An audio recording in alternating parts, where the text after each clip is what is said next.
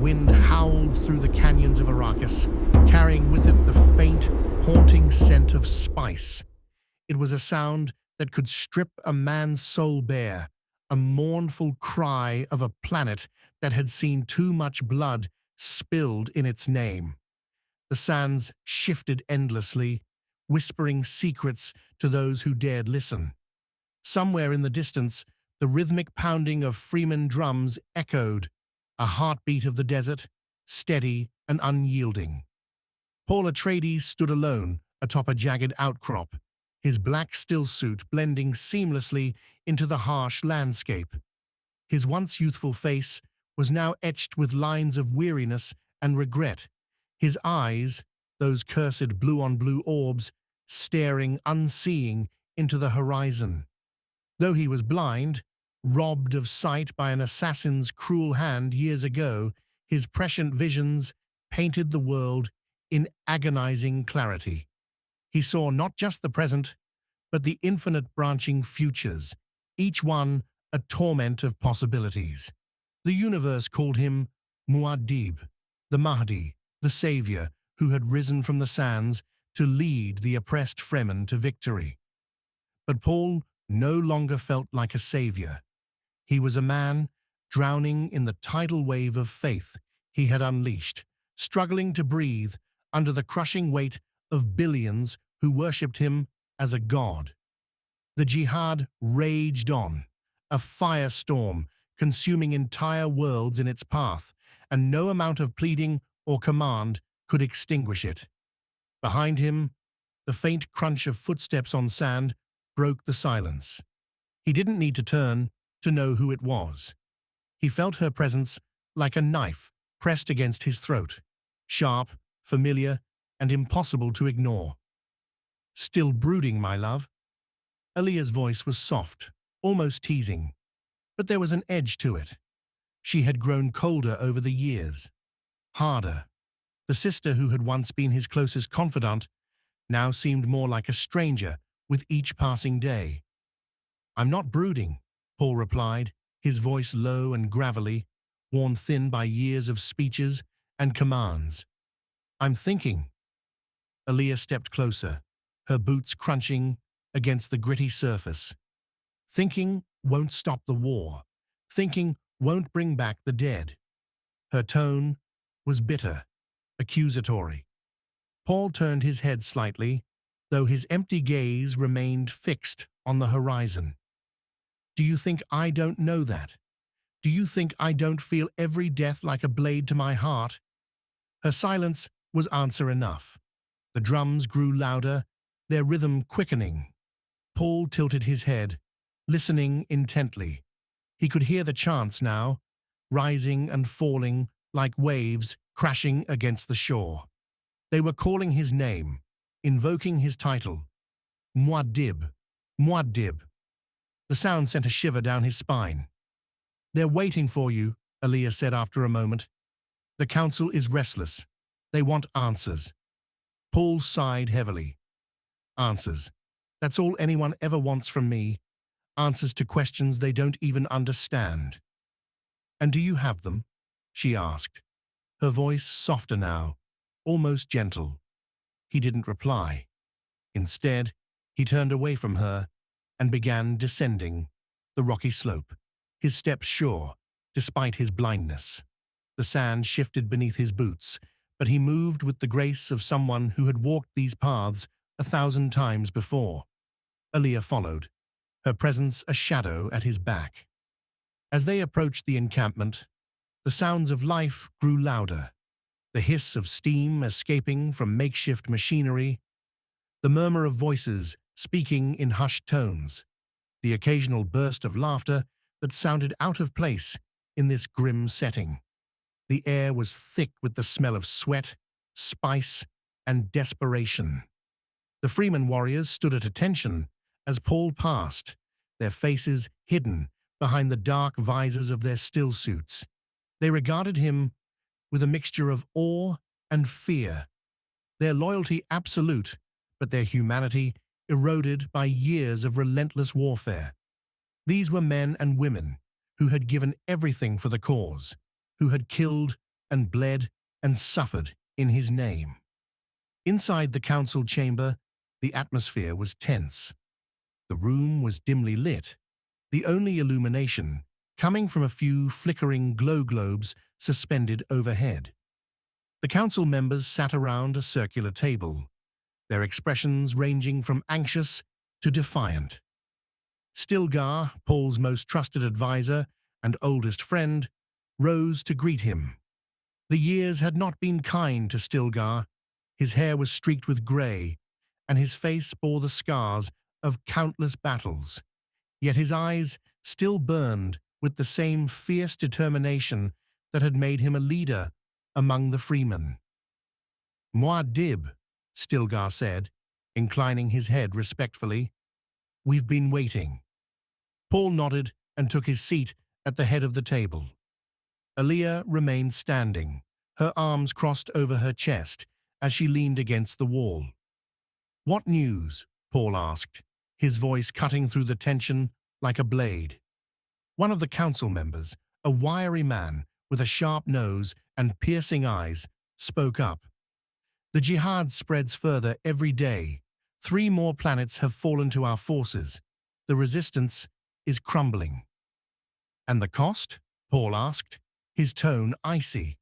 The man hesitated, glancing nervously at Stilgar before replying. Millions dead, entire cities reduced to ash. The survivors, they either join us or are executed.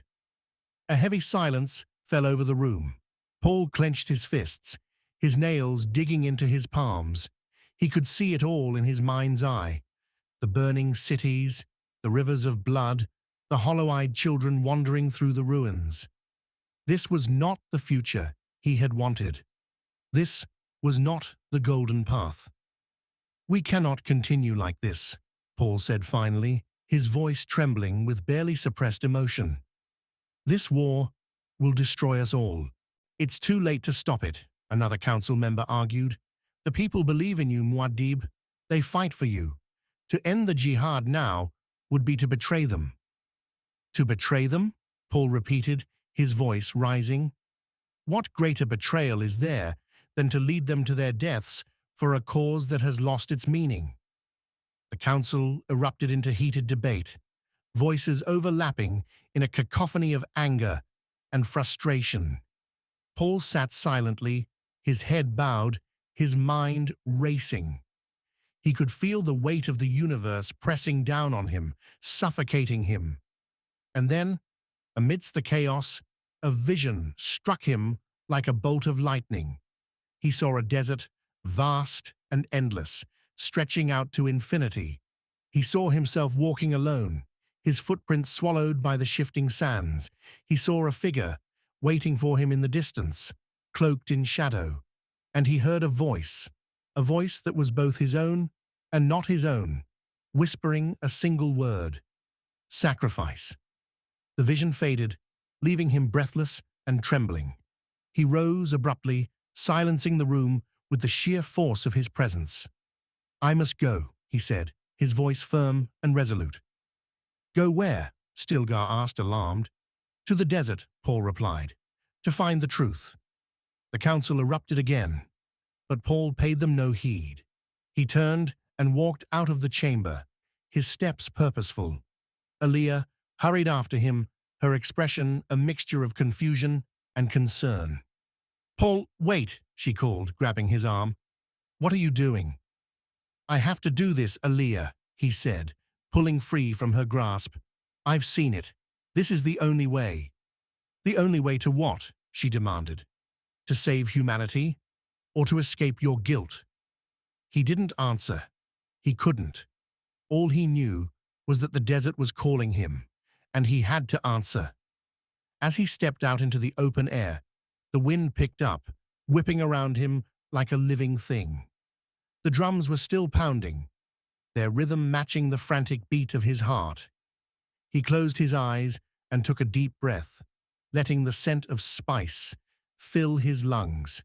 And then he began to walk, leaving the encampment and everything he had built behind. The sands shifted beneath his feet, erasing his footprints almost as soon as they were made. The desert stretched out before him, vast and unforgiving, a mirror of his own soul. Somewhere in the distance, the whispers of the future awaited him. The desert was alive, not in the way a forest or an ocean teemed with life, but in a way that was ancient and inscrutable.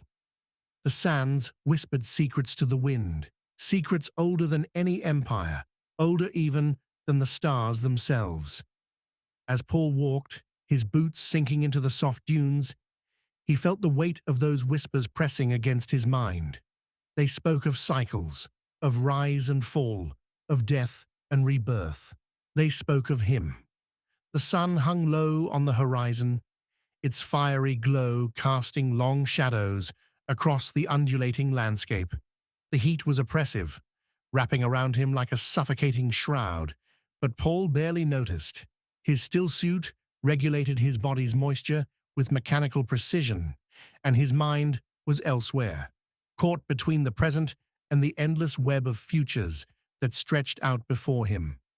Each step felt heavier than the last, as though the desert itself were testing him, demanding proof of his resolve. He stumbled once, falling to his knees in the sand. For a moment, he stayed there, his head bowed, his hands buried in the fine grains. He could feel the spice beneath the surface, its faint vibrations thrumming through his fingertips like the pulse of a living thing.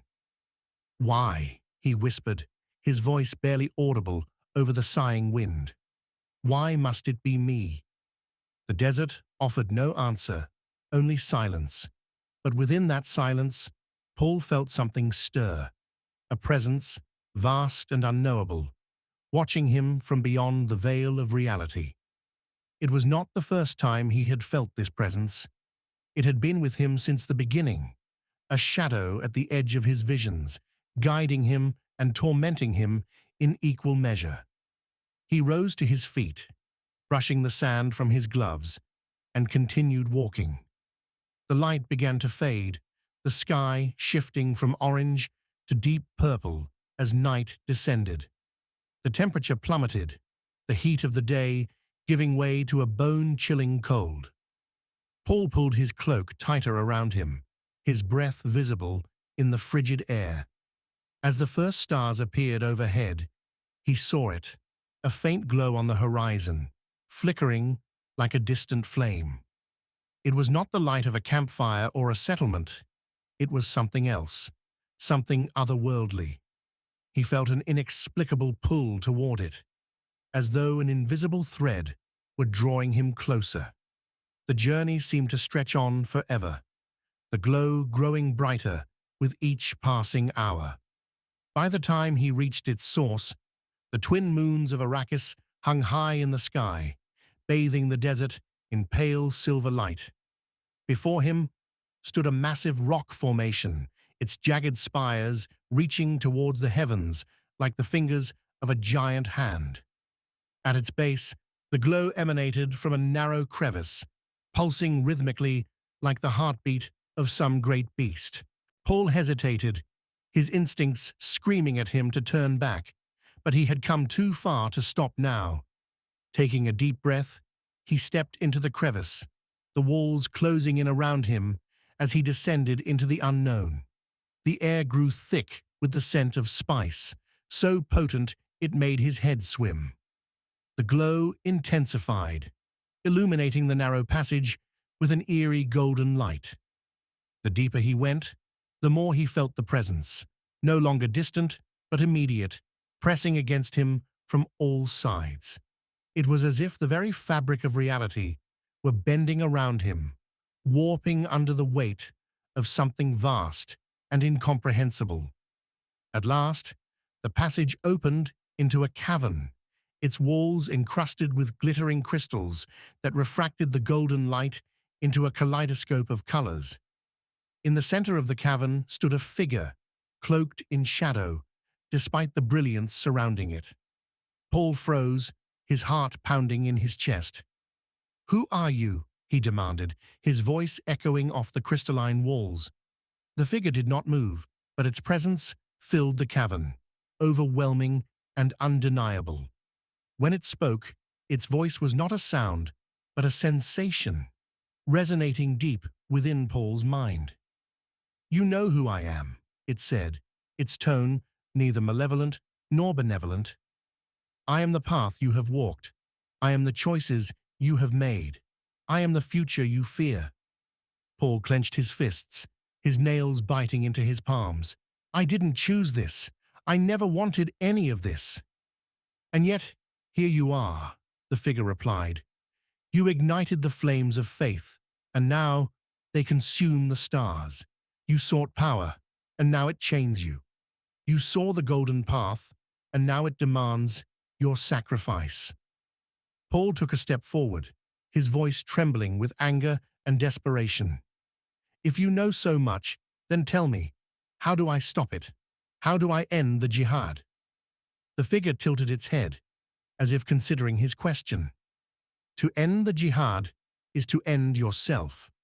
The fire cannot burn without its spark, but even then, the embers will remain, waiting for the winds to fan them anew."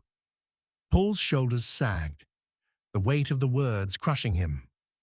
"So there's no hope, no escape." "There is always hope," the figure said, "but hope is not without cost. The golden path lies before you, Muad'Dib, but it is steeped in pain and loss. To walk it is to surrender everything, your power, your legacy, your very being." Paul closed his eyes, tears streaming down his cheeks. He had known this truth all along, buried deep within his visions, but hearing it spoken aloud made it unbearable. He thought of Chani, of their children, of the billions who looked to him for salvation. Could he truly abandon them? Could he bear the weight of their suffering? The figure stepped closer, its form becoming clearer. It was not a stranger standing before him, it was himself. Older, wearier, but unmistakably him. The realization sent a chill down his spine. "You are the key," the figure said, "the fulcrum upon which the fate of humanity balances. To save them, you must let go. Let go of your pride, your guilt, your fear. Only then can the golden path be realized." Paul sank to his knees, his head bowed. The cavern seemed to close in around him, the light dimming until only darkness remained. He felt the presence recede, leaving him alone with his thoughts. When he finally emerged from the crevice, the first rays of dawn were breaking over the horizon. The desert stretched out before him, vast and empty, yet somehow less foreboding than before. He took a deep breath, the cool morning air filling his lungs, and began the long journey back. He knew what he had to do. The path was clear, though it was one he would walk alone. He would leave behind the throne, the jihad, the name of Muad'Dib.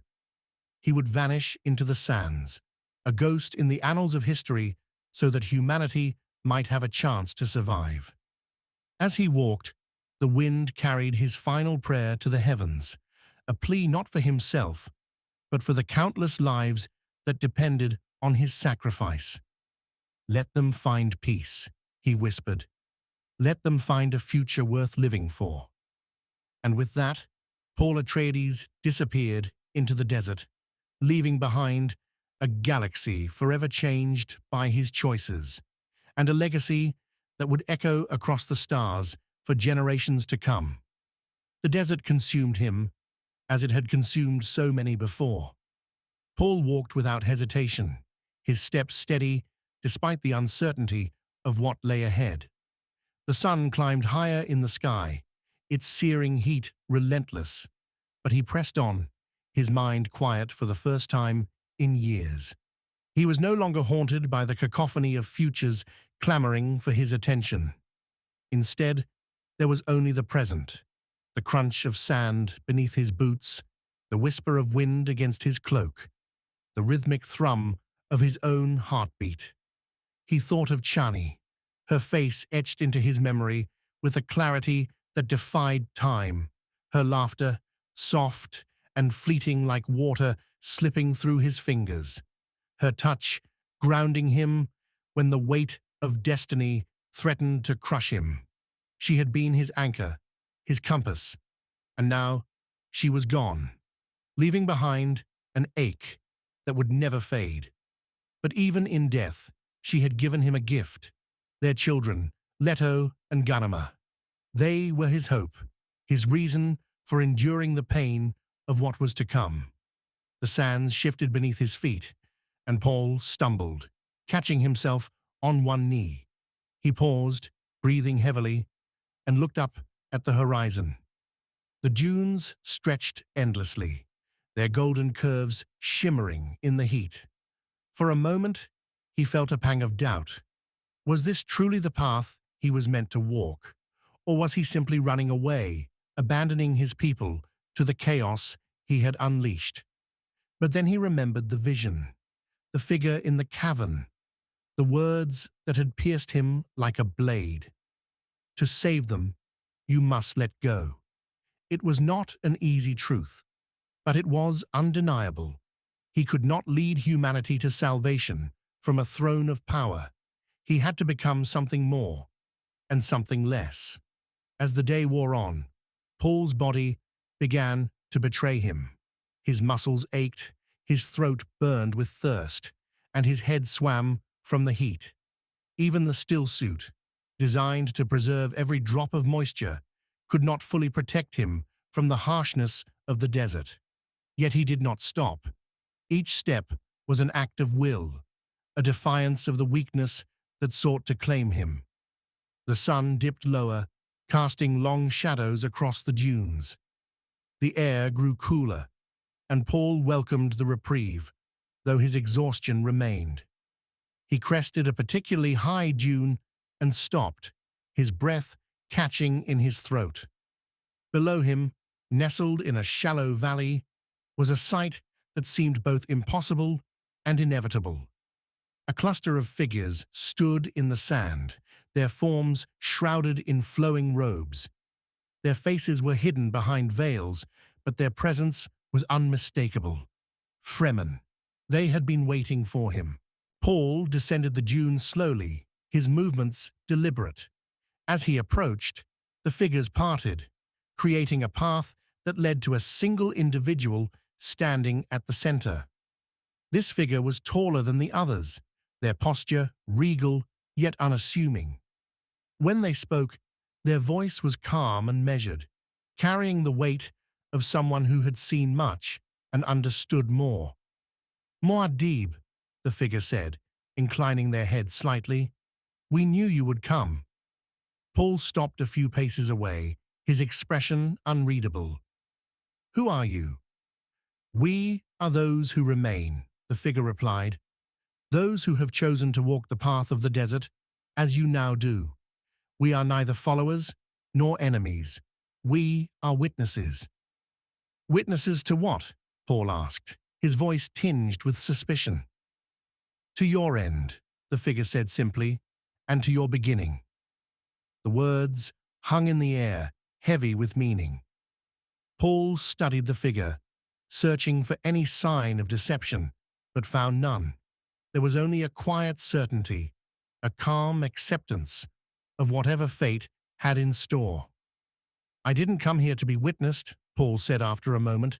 I came here to die, the figure interrupted gently.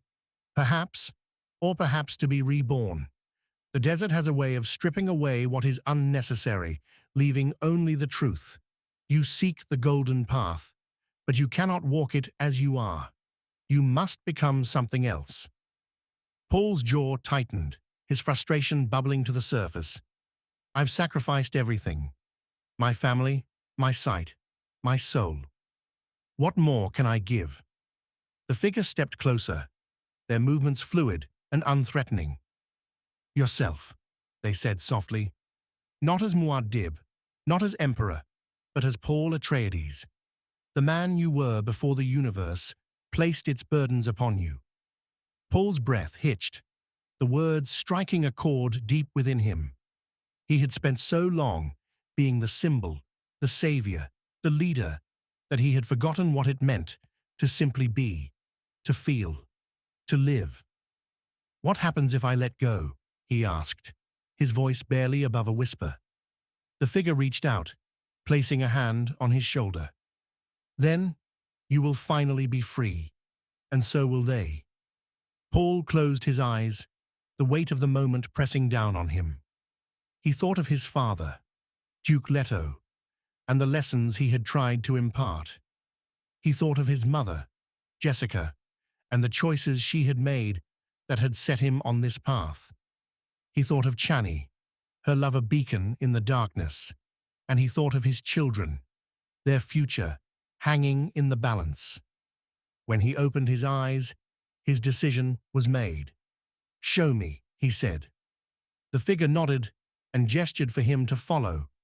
The other freemen fell in behind them, their silent presence both comforting and unsettling. Together, they walked deeper into the desert, the stars overhead their only guide.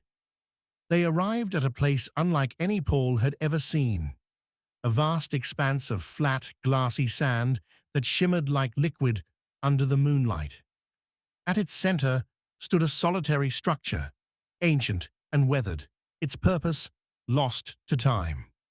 The figure led Paul to the base of the structure and turned to face him.